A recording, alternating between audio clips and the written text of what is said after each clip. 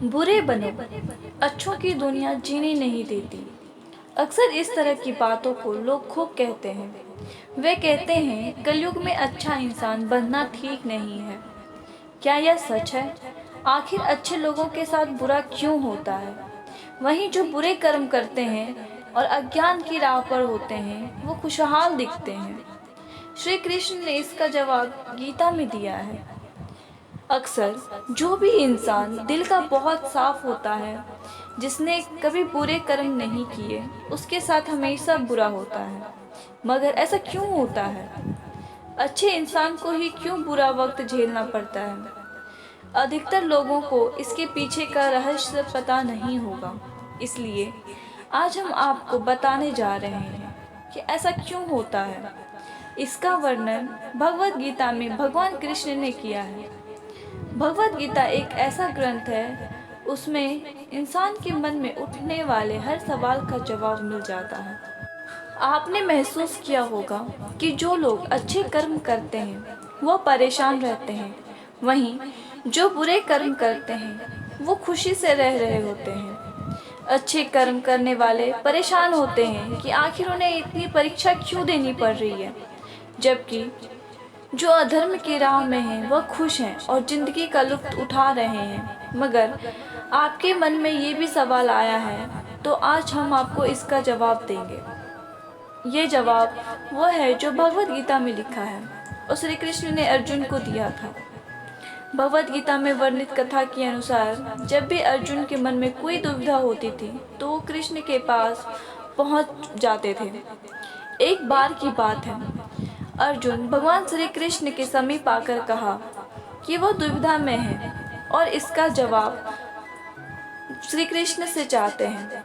श्री कृष्ण ने पूछा कि क्या सवाल है। अर्जुन ने कहा, मुझे यह जानना है कि अच्छे लोगों के साथ हमेशा बुरा क्यों होता है, वहीं बुरे लोग खुशहाल दिखते हैं। अर्जुन के मुंह से ऐसी बातें सुनकर श्री कृष्ण मुस्कुराए और कहा, मनुष्य जैसा सोचता है और महसूस करता है वैसा कुछ नहीं होता है, बल्कि अज्ञानता की वजह से वो सच्चाई नहीं समझ पाता। अर्जुन उनकी ये बात समझ नहीं पाए। इसके बाद श्री कृष्ण ने कहा, वो जानते हैं। श्री कृष्ण ने अर्जुन से कहा, पार्थ, मैं तुम्हें एक कथा सुनाता हूँ। उसे सुनकर तुम समझ जाओगे कि हर प्राणी को उसके कर्म के हिसाब से ही फल मिलता है। प्राकृतिक हर किसी को अपनी राह चुनने का मौका देती है। अब वह मनुष्य पर की इच्छा पर निर्भर है कि उसे धर्म की राह चुननी है या अधर्म की। श्री कृष्ण ने कहा, एक नगर में दो पुरुष रहा करते थे। एक पुरुष व्यापारी था, उसके जीवन में धर्म की बहुत महत्व थी। वो पूजा पाठ में यकीन रखता था। वो हर रोज मंदिर जाता और दान कर्म भी करता था और हर रोज भगवान की पूजा करता था। वहीं दूसरा पुरुष बिल्कुल विपरीत था। वह हर रोज मंदिर तो जाता था लेकिन पूजा नहीं, बल्कि मंदिर के बाहर से जूते चप्पल चुराने। उसे दान और धर्म से कोई लेना देना नहीं था। समय बीतता गया और एक दिन बहुत जोर से बारिश हो रही थी। इस वजह से मंदिर के पुजारी के अलावा कोई नहीं था। यह बात जब दूसरे पुरुष को पता चली तो उसने कहा कि यही सही मौका है मंदिर का धन चुराने का। पंडित से नजर बचाकर उसने मंदिर का सारा धन चुरा लिया। उसी समय धर्म कर्म में विश्वास रखने वाला व्यक्ति भी मंदिर पहुंचा। दुर्भाग्य से मंदिर के पुजारी ने उसे ही चोर समझ लिया और चिल्लाने लगे। वहां लोग एकत्र हो गए और उसे बहुत मारा। किसी तरह वह बचते बचते वहां से निकला। दुर्भाग्य ने उसका साथ वहां भी नहीं छोड़ा। मंदिर के बाहर वह एक गाड़ी से टकरा गया और घायल हो गया। फिर वह व्यापारी लंगड़ाते हुए घर जाने लगा तो रास्ते में उसकी मुलाकात उस पुरुष से हुई जिसने मंदिर से धन चुराया था। उसने कहा, आज तो मेरी किस्मत चमक गई, एक साथ इतना सारा धन मिल गया। यह सब देखकर उसे बहुत बुरा लगा और उसने अपने घर से भगवान की सारी तस्वीरें निकाल दी। कुछ सालों बाद दोनों की मृत्यु हो गई। मरने के बाद जब दोनों यमराज की सभा में पहुंचे तो भले पुरुष ने दूसरे व्यक्ति को देखा तो उसे बहुत गुस्सा आया।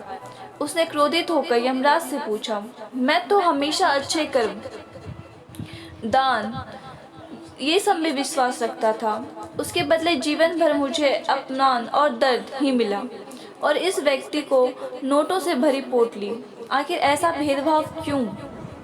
इस पर यमराज ने कहा, पुत्र, तुम गलत समझ रहे हो।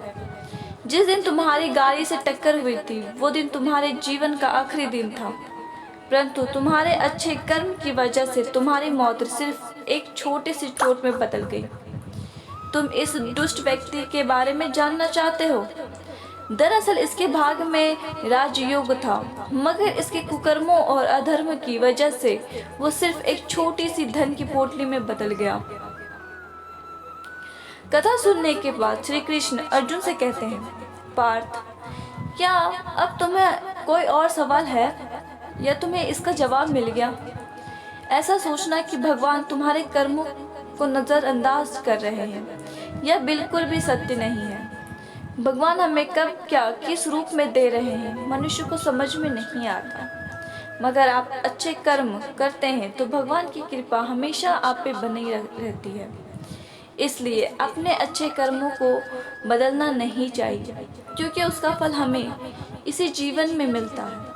इसलिए मनुष्य का फर्ज है कि वो हमेशा अच्छे कर्म करते रहें, क्योंकि श्री कृष्ण ने गीता में भी बताया है कि किसी के द्वारा किया गया कर्म बेकार नहीं जाता, चाहे वो अच्छा हो या बुरा। दुख और सुख दोनों एक ही सिक्के के पहलू हैं। जिंदगी में इन दोनों का सिलसिला चलता ही रहता है।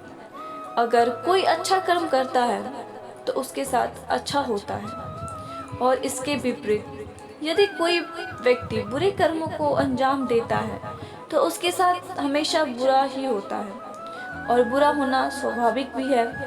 हालांकि कभी कभार अच्छे कर्मों को अंजाम देने के बावजूद अक्सर इंसान के साथ बुरा ही होता है, जबकि किसी बुरे इंसान की ज़िंदगी में सब कुछ अच्छा ही होता है।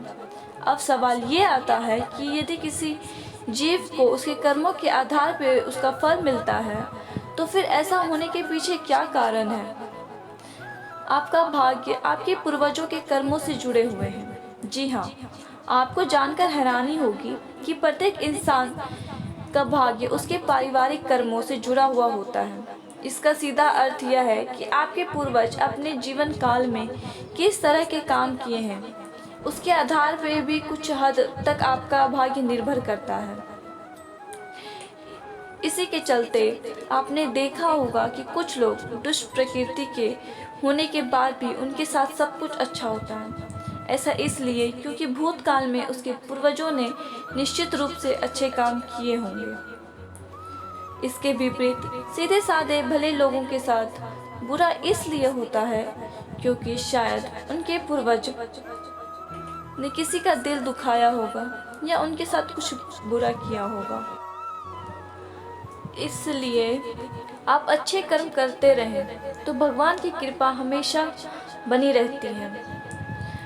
अपने अच्छे कर्मों को बदलना नहीं चाहिए, क्योंकि उसका फल हमें जीवन में मिलता है और इसी जीवन में मिलता है। इसलिए मनुष्य का फर्ज है कि वो हमेशा अच्छे कर्म करते रहें। जय श्री कृष्ण।